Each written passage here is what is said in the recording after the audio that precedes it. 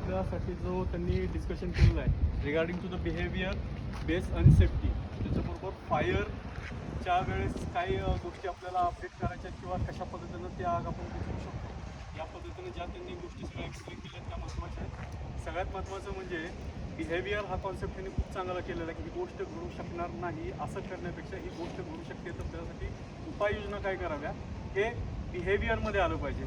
मग जसं त्यांनी सांगितलं की घरून हेल्मेट घालून येण्यापेक्षा की आपण कामावर बसताना काय गोष्टी बघितल्या पाहिजेत, ऑब्झर्वेशन केलं पाहिजे, त्या कवर कशा केल्या पाहिजेत आणि वरिष्ठांना निदर्शनास आणून कशा दिल्या पाहिजेत हे सांगितलं. त्याच्यानंतर त्यांनी ABCचे फॉर्म सांगितलेले आहेत. एमध्ये कुठला प्रकार पडतो, बीमध्ये कुठला पडतो आणि सीमध्ये कुठला पडतो, आणि या पद्धतीच्या आगमध्ये जो त्यांनी फायर ओकेजनचा किंवा आग बनवण्याचा जो त्यांनी ट्रायंगल सांगितला त्यापैकी कुठल्या ट्रायंगलला काय गोष्टींमुळे कव्हरअप करता येईल. जसं की आता त्यांनी प्रत्यक्षात दिलं की वुडन आणि फोम आहेत. कपड्यामध्ये आग लागल्यानंतर पहिल्यांदा महत्त्वाचं म्हणजे त्याची तुम्ही पूर्णपणे हीट गायब केली पाहिजे. ऑइलला लागल्यानंतर त्यांनी मेकॅनिकल फॉर्मचे सिलेंडर सांगितलं, डेफिनेटली ते अपडेट करू सर.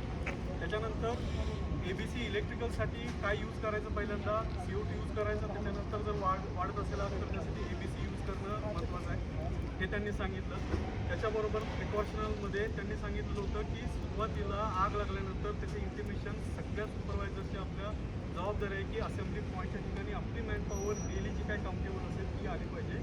आणि सगळ्यात शेवट प्रत्यक्ष करून दाखवलं की गायकवाड सरांचं पण त्याच्यामध्ये इनपुट मिळाला की फायर एक्सटिंग्विशर जे काय आपण यूज करतो आहे ते यूज करण्याच्या आधी सुरुवातीला ते चेक करणं गरजेचं आहे. इक्वल इंटरवलला पाईप फिटिंग प्रॉपर असेल, CO2च्यामध्ये काय प्रिकॉशन घ्यायचे आहेत, तसं ते एवढं महत्त्वाचं आहे आणि इम्पॉर्टंट आहे स्पेसिफिकली हीट कंट्रोल करण्यासाठी आगीमध्ये. तसंच ते डेंजरस पण आहे, तर त्याचे हँडलिंगचे पण सर जे सुरुवातीचे जे माझ्यासाठी नवीन होतं स्पेसिफिकली जे कुलिंग हीट जे आहे, कुलिंग हीटचं कॉन्सेप्ट खूप त्या ॲक्च्युअल बिअर हँड यूज करण्यासाठी त्यावेळेस इम्पॉर्टन्स बघितलं पाहिजे आहे. तर हे झाल्यानंतर मी सरांचा आभार मानतो की आजच्या ट्रेनिंगमध्ये त्यांनी इनपुट दिलेले आपल्या. तर थँक्यू व्हेरी मच.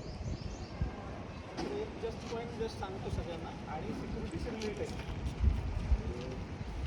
मगाशी ट्रेनिंगमध्ये आपल्याला सरांनी सांगितलं की आज काउंट काय आहे, टोटल फॅक्टरीचा काउंट हा गेटवरती पण इन्फॉर्म झाला पाहिजे की समजा कधी असा इन्सिडेंट झाला किंवा एक आपण समजा असेंब्ली लाईनमध्ये सगळे लोकांना बोलवलं तर त्यावेळेस जेव्हा काउंट घेतला जातो समजा ठराविक काउंट असेल, आज मग तेवढी लोकं आत आली होती तेवढी सगळी माझी बाहेर आलेली आहेत का, हा काउंट महत्त्वाचा असतो. त्याच्यासाठी आजपासूनच आपण हे की दररोजच्या दररोज जे काही लोक आहेत त्यांचा अटेंडन्स रिपोर्ट बरोबर तो रिपोर्ट गेटवरती सुद्धा रिपोर्ट करायचा, आणि नुसता रिपोर्ट न करता त्यांनी ते रजिस्टर पण करायचं, जेणेकरून डेलीचं काउंट काय होता, एवढी लोक आहेत बाहेर गेले, हा तर रिपोर्ट भरला गेला पाहिजे, रोजच्या भरला पाहिजे. जो आपल्याकडे होत नाही आहे, आपल्या जो होत नाही तर तो आपण आजपासूनच तो रजिस्टर करूया. त्यासाठी व्हिडिओ वगैरे असं पालन करायचं. व्हिडिओ सुद्धा पण जात असतील तर व्हिडिओ किती आहे, 3-4 आहे, किती आहे, तर ते सगळे पालन करून तो डेली काउंट तो झाला पाहिजे. थिएटरची आपण एंट्री करतो.